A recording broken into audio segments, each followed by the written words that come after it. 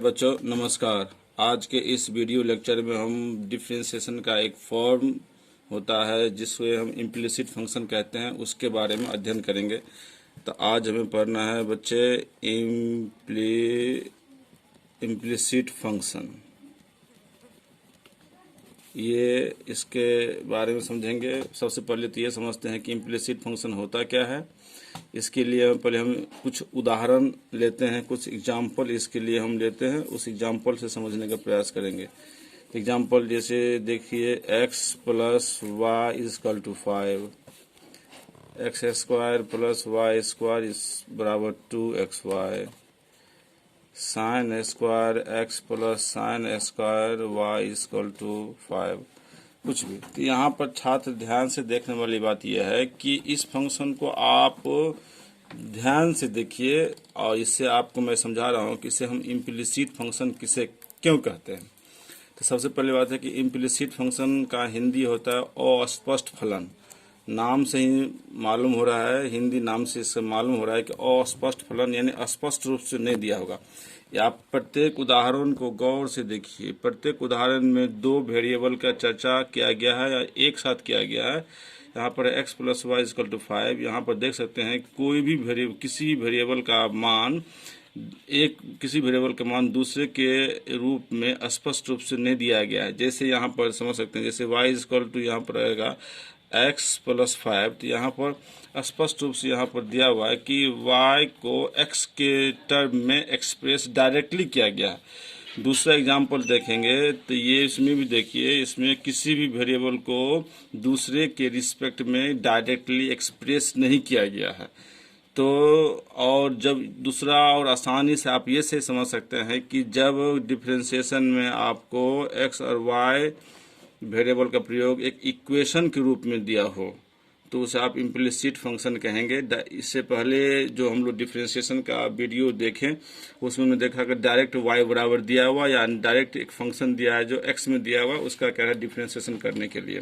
इसमें आपको x और एक फंक्शन जो दिया हुआ x और y दोनों में दिया और y का मान कम्प्लीटली x में एक्सप्रेस नहीं किया गया है, तो इसे ही हम कहते हैं इम्प्लिसिट फंक्शन। तो छात्र इसे हम इस हिसाब से इसका हम पहले डिफिनीशन देख लेते हैं। इसका डिफिनीशन क्या होता है, डिफिनीशन देख लीजिए छात्र। पहले इसको हम मान लेते हैं let F x comma Y बराबर ए बी ए फंक्शन, ध्यान से देखना है छात्र, of x and y defined in such a manner that y is not expressible directly in term of x, then f x comma y बराबर a is called an implicit function। तो छात्र आप इसे आराम से कॉपी भी कर सकते हैं। तो यहाँ पर ध्यान से देख लीजिए, यहाँ पर हमने क्या लिखा कि let F x comma Y बराबर ए b a function of x and y defined in such a manner. माना कि एफ एक्स वाई एक फंक्शन है जो किस टर्म में एक्स और वाई में है। Defined in such a manner, इसे इस प्रकार डिफाइन किया गया है कि y is not expressible directly in term of x, कि वाई को डायरेक्टली x में एक्सप्रेस नहीं किया गया। तब ये जो फंक्शन है एफ एक्स वाई बराबर ए, इसे हम कहते हैं इम्प्लिसिट फंक्शन, जिसको हमने उदाहरण से भी देखा। इम्प्लिसिट फंक्शन का मतलब ये हो गया कि x और y किसी एक वेरिएबल को दूसरे के रिस्पेक्ट में डायरेक्ट इसको एक्सप्रेस नहीं किया गया, तो इसे हम कहेंगे इम्प्लिसिट फंक्शन। और छात्र आप ध्यान से देखें, इन एग्जाम्पल को ध्यान से देख लीजिए। इसमें x न y के टर्म में डायरेक्टली है, न y x के टर्म डायरेक्टली है। इसमें देखिए तो ना x y में डायरेक्टली है ना y x में डायरेक्टली है, और तब आपको कहेगा इसमें फाइंड dy बाय dx। तो इस सवाल में आपको क्या रहेगा, find dy by dx। Find dy by dx का मतलब क्या हुआ कि आप जो फंक्शन दिया हुआ है उसको x के रिस्पेक्ट में डिफरेंशिएट करना है। किसके रिस्पेक्ट में डिफरेंशिएट करना है, x के रिस्पेक्ट में डिफरेंशिएट।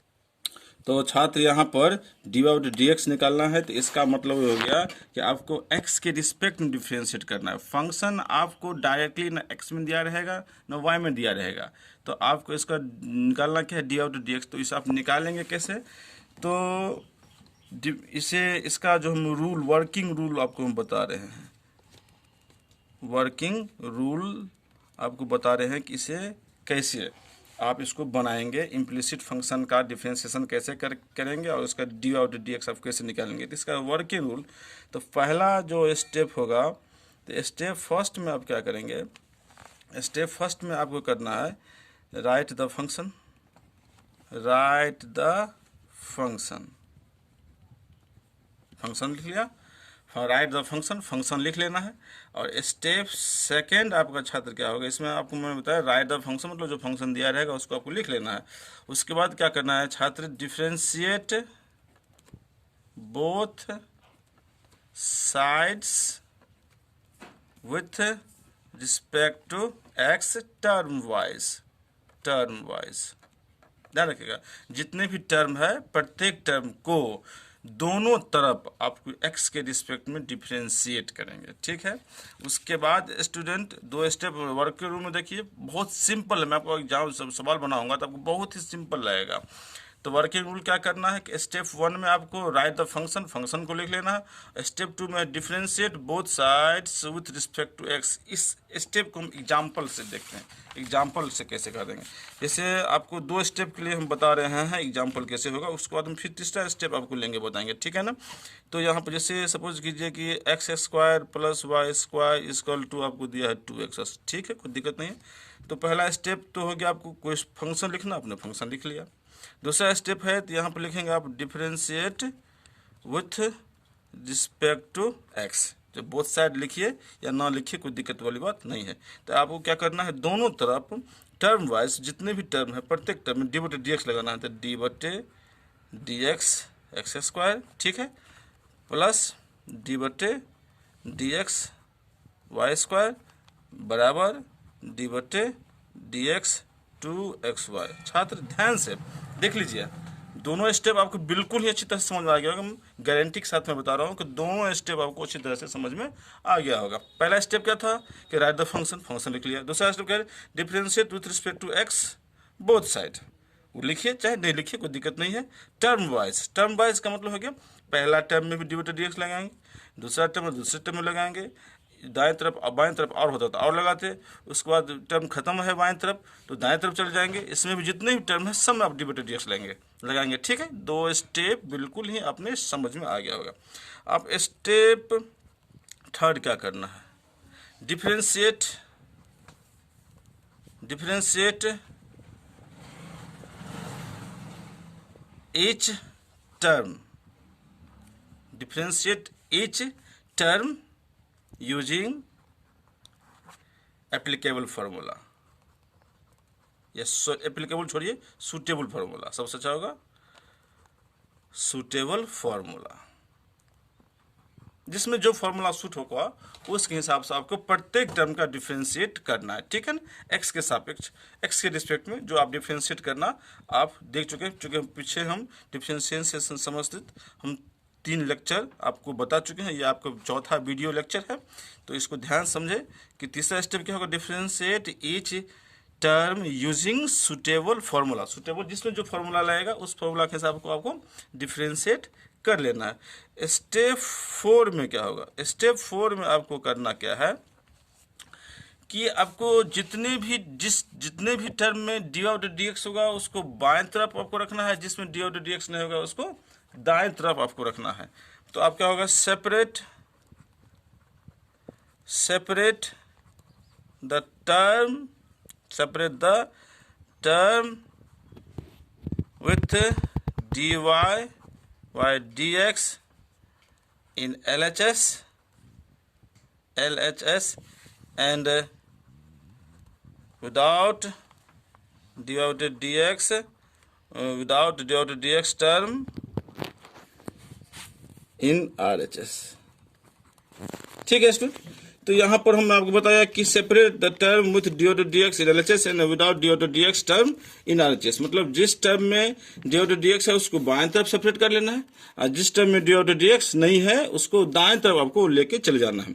ठीक है, तो इन दो स्टेप के लिए जो एग्जाम्पल लिया, उस एग्जाम्पल में तो हमने दो स्टेप समझा। अब दो स्टेप को फिर इस एग्जाम्पल को हम आगे बढ़ाते हैं। दिस इज देखिए यहाँ पर क्या है, एक्स स्क्वायर का डिफरेंशिएशन किसके रिस्पेक्ट में, एक्स के रिस्पेक्ट में। तो पहले पावर का तो हो जाएगा आपको 2x, ठीक है, एक्स स्क्वायर का 2x, और फिर x का करना होगा तो x का तो 1 होगा, तो 1 को हम करेंगे नहीं और लिखेंगे नहीं, 1 को करेंगे नहीं, 1 को लिखेंगे नहीं। और उसके बाद फिर इसका डिफरेंशिएशन हो गया।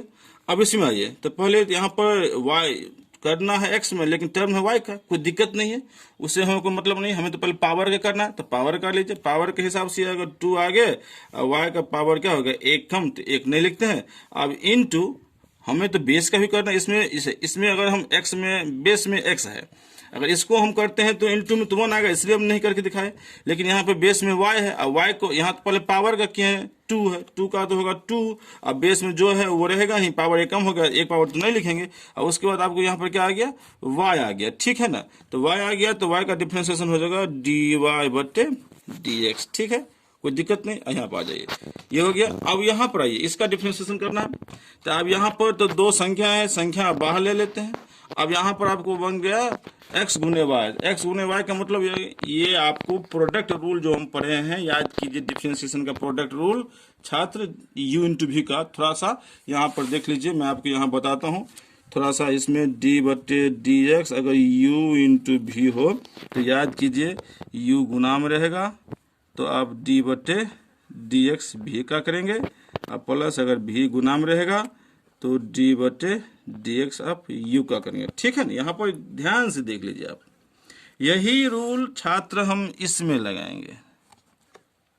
तो 2 बाहर आ गया, तो किसका, तो u है x, तो x गुना में रहेगा, गुने भी है y, तो y का x में डिफरेंशिएशन होगा dy/dx। ये तो हम प्राइमरी जानते ही, इसमें कोई दिक्कत नहीं है।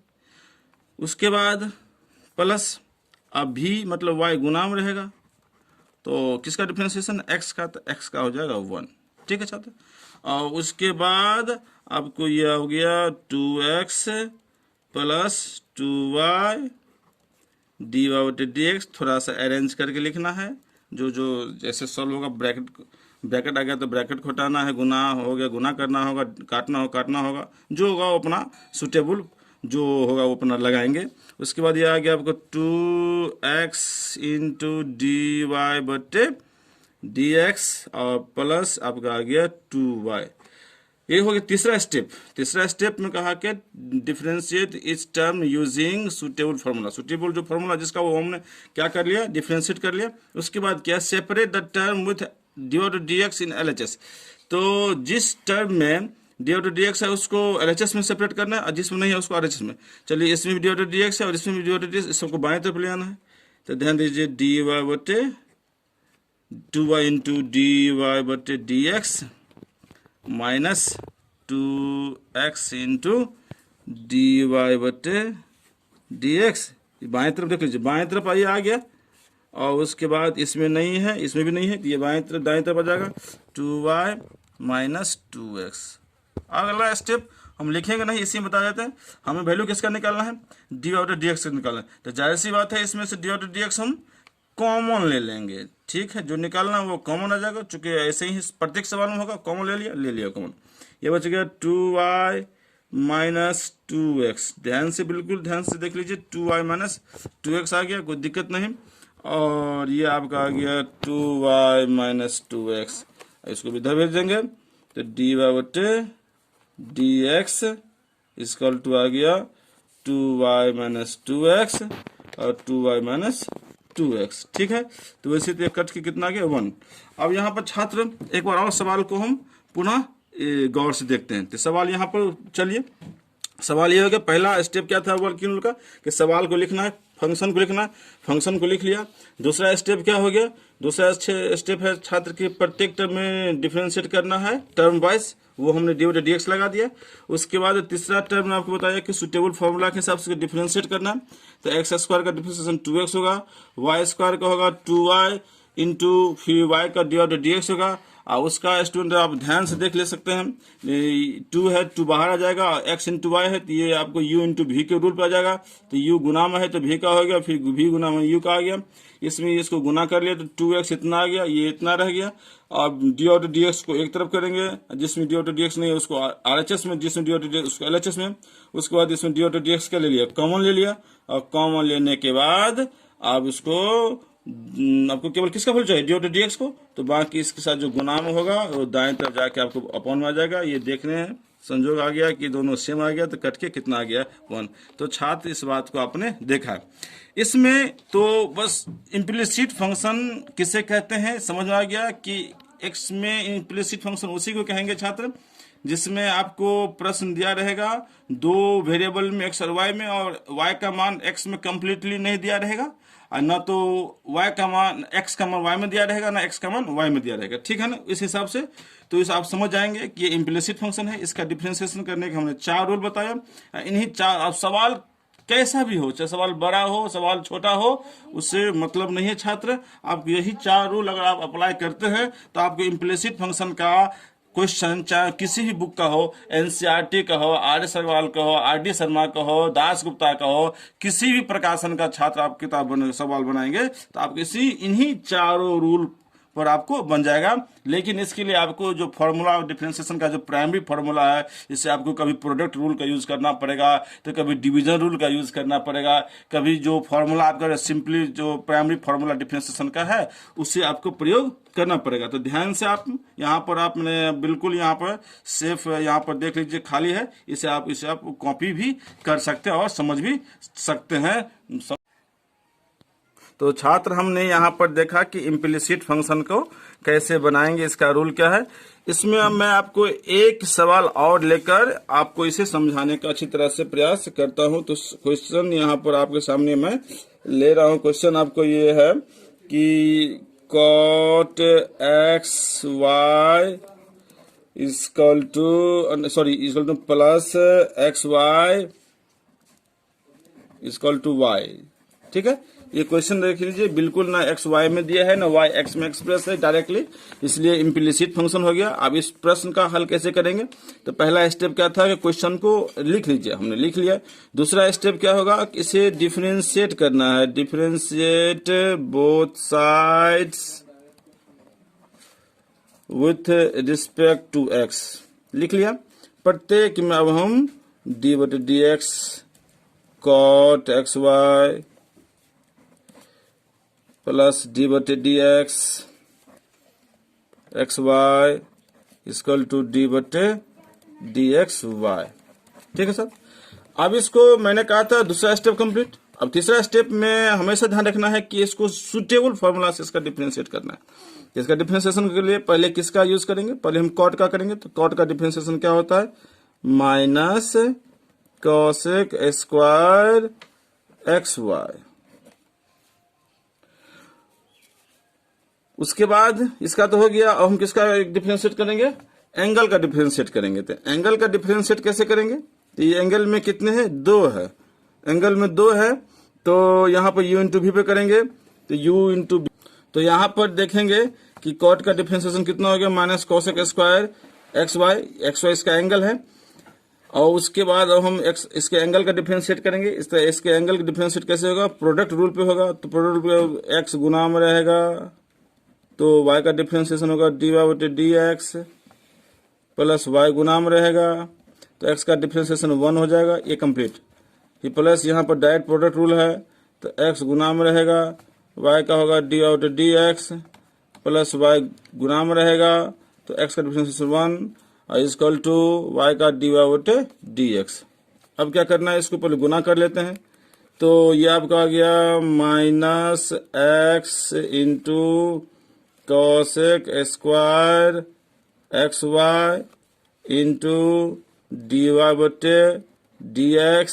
उसके बाद आ गया फिर minus y into cosec square x y, उसके बाद ये आपको आ गया plus x into d y बटे d x plus Y equal to d y बटे डी एक्स। तो third step complete. Third step में क्या था, डिफरेंशिएट यूजिंग सुटेबल फॉर्मूला हमने लगा लिया। फोर्थ स्टेप क्या है कि जिस टर्म में डी और डी एक्स है उसको एलएचएस में लिखिए, जिस में नहीं है उसको आरएचएस ट्रांसफर कीजिए। तो देख लीजिए इस टर्म में डी और डी एक्स है तो ये रखेंगे तो minus x into cosec square x y into d y बटे डी एक्स, इसमें नहीं है, इसमें है तो plus x into d y बटे डी एक्स, इसमें इधर ले आइए माइनस डी वाई बटे डी एक्स इक्वल टू, अब दाएं तरफ कौन आएगा, ये आएगा तो आ गया y into cosec square x y, और फिर ये तो माइनस हो जाएगा माइनस वाई। अब क्या करेंगे, दाएं तरफ बाएं तरफ में जिन में डी और डी एक्स सभी कॉमन आ जाएगा तो डी वाई बटे डी एक्स, और स्टूडेंट इसमें कॉमन ले लिया तो यहाँ बचा minus x cosec square x y, इसमें बचा केवल एक्स, इसमें बचा 1, इसमें आप वाई कॉमन ले सकते हैं तो ये आपको आ गया cosec square x y minus 1। ठीक है सर। अब देयरफॉर डी वाई बटे डी एक्स इक्वल टू आ गया y into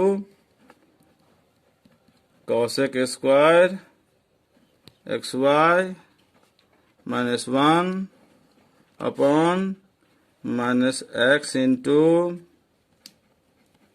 cosec square x y plus x minus 1। तो छात्र इन दोनों सवाल को आपने देखा। मैं आपको हमेशा कहता हूं कि इस वीडियो को जो आप पूरी तरह से आप देखेंगे तो आपको इम्प्लिसिट फंक्शन का लगभग सभी क्वेश्चन बन जाएगा। अगर आप पूरी तरह नहीं देखेंगे तो स्वाभाविक है आपको ये इम्प्लिसिट फंक्शन का क्वेश्चन में आपको कहीं ना कहीं हमेशा डॉट रहेगा ही, लेकिन पूरी तरह से देखेंगे तो आपको कहीं डॉट नहीं रहेगा। और साथ में इस वीडियो लेक्चर को मैं आज इसी पर स्टॉप कर रहा हूँ। अगले वीडियो लेक्चर में इससे संबंधित मैं न्यूमेरिकल प्रॉब्लम एनसीईआरटी का लाऊंगा, जिसमें आपको 12वीं 12th क्लास के एनसीईआरटी फर्स्ट मैथ जो है आपको एनसीईआरटी बुक का, उसमें एक्सरसाइज 5.3 में इम्प्लिसिट फंक्शन के प्रॉब्लम का चर्चा किया गया है। उसमें फिर मैं अगले बहुत जल्द ही आपके लिए मैं नेक्स्ट वीडियो लाऊंगा जिसमें 5.3 का जो न्यूमेरिकल प्रॉब्लम है उसे मैं अच्छी तरह से और समझाने का प्रयास करूंगा, जिससे आप घर बैठे अच्छी तरह से डिफरेंशिएशन का पढ़ाई बहुत ही अच्छी तरह से कर सकते हैं। साथ में स्टूडेंट आप इसे शेयर करना न भूले, सब्सक्राइब करना न भूले और लाइक करना भी न भूले। Thank you. इस वीडियो को आप अच्छी तरह से देखें।